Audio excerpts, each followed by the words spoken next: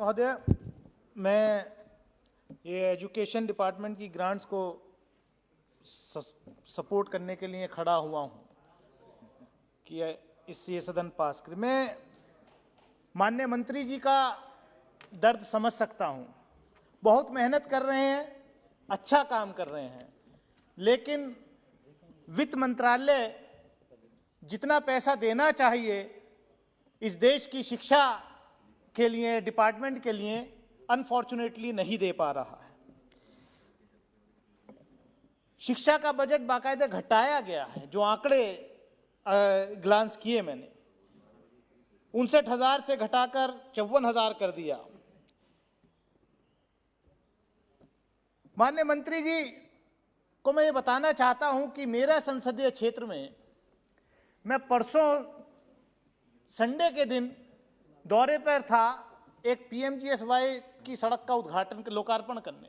तो मुझे बताया कि साहब यहाँ एक स्कूल की बिल्डिंग 5 साल से बनी खड़ी है और वो दीमक खा रही है।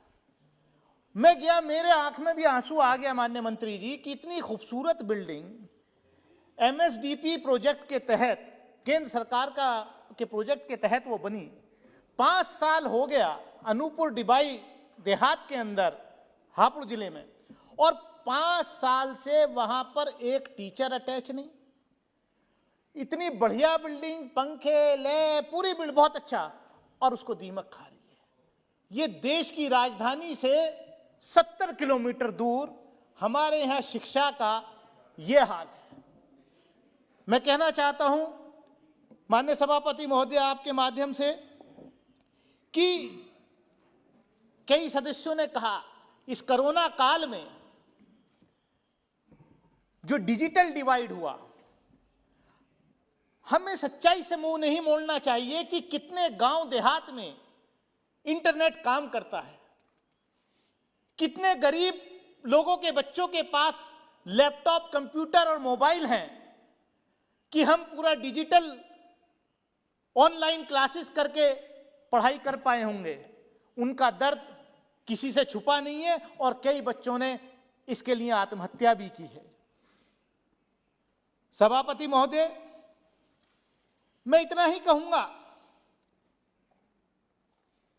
कि देश के विश्वविद्यालयों में 6,000 टीचर्स की वैकेंसी है, और अब विश्वविद्यालय हम खोल रहे हैं, केंद्रीय विश्वविद्यालय खोल रहे हैं दिन पे दिन, लेकिन जो ऑलरेडी एग्जिस्टिंग सेंट्रल यूनिवर्सिटीज हैं उनके इंफ्रास्ट्रक्चर पर, उनकी में जो वैकेंसीज हैं, उनकी भर्तियां हम नहीं कर पा रहे हैं।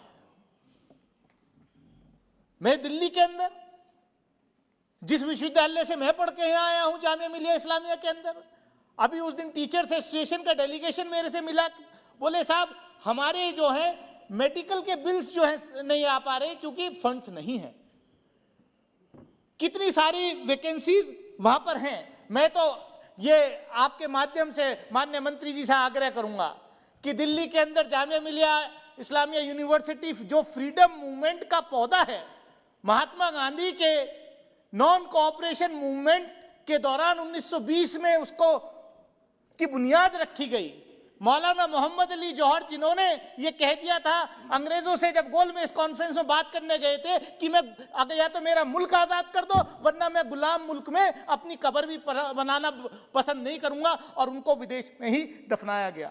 ऐसी इंस्टीट्यूशन आज जो है वो सरकार की प्रॉपर ग्रांट्स नहीं मिल रही, वो ब्लीड कर रहा है। मेरी आपके माध्यम से गुजारिश है सभापति महोदय कि जामिया मिलिया इस्लामिया का इस वर्ष 100 साल पूरा हुआ है, सेंटेनरी सेलिब्रेशन हो रहा है। मैं चाहूंगा कि माननीय मंत्री जी जब रिप्लाई दें तो कम से कम 100 करोड़ रुपए की स्पेशल ग्रांट जामिया मिलिया इस्लामिया को देने का काम करें। बहुत बढ़िया। मैं सभापति महोदय, मैं बजट के दौरान अनाउंस किया गया कि 100 और सैनिक स्कूल जो हैं इस देश में बनाए जाएंगे, लेकिन सैनिक स्कूल्स जो हैं वो कौन बनाएगा? अभी एक सदस्य बोल रहे थे यहाँ कि जो एग्जिस्टिंग सैनिक स्कूल से इतना बड़ा इंफ्रास्ट्रक्चर है, उनके पास इतने बड़े कैंपस है, बिल्डिंग है, उनमें क्यों नहीं और सेक्शंस बढ़ाए जाते हैं?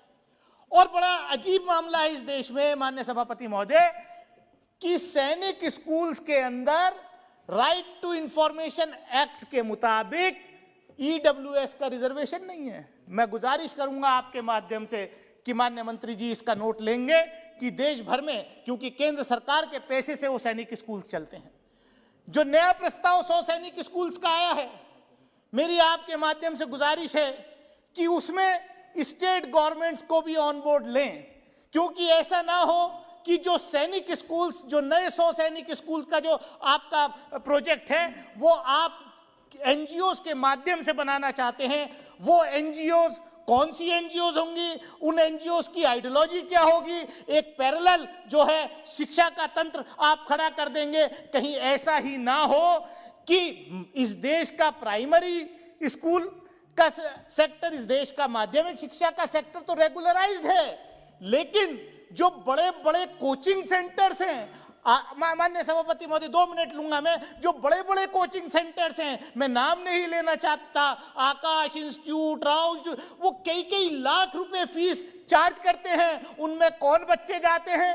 गरीब का बच्चा 5 लाख 3 लाख दे करके कोचिंग नहीं ले सकता, वो आईआईटी और मेडिकल की तैयारी नहीं कर सकता। उनको भी आप रेगुलराइज करने का विचार करें। मैं ज्यादा वक्त ना लेते हुए मैं यही कहूंगा कि जो डिजिटल डिवाइड इस दौरान देखने को मिला है उस पर आप ध्यान दीजिए, और जो रिजर्वेशन है उसको प्रॉपरली उन जगहों पर जहां पर ऑलरेडी रिजर्वेशन का मकसद खत्म होता जा रहा है, प्राइवेटाइजेशन हो गया सरकारी नौकरियों का, स्कूलों का प्राइवेटाइजेशन हो गया, तो गरीब का बच्चा, जो दलित वंचित पिछड़े समाज का बच्चा है, उसको शिक्षा से वंचित किया जा रहा है। मैं इन्हीं शब्दों के साथ, इसी उम्मीद के साथ कि मैंने जो कुछ सुझाव दिए उन पर माननीय मंत्री जी जो है अपने जवाब में कुछ कहेंगे। बहुत बहुत शुक्रिया।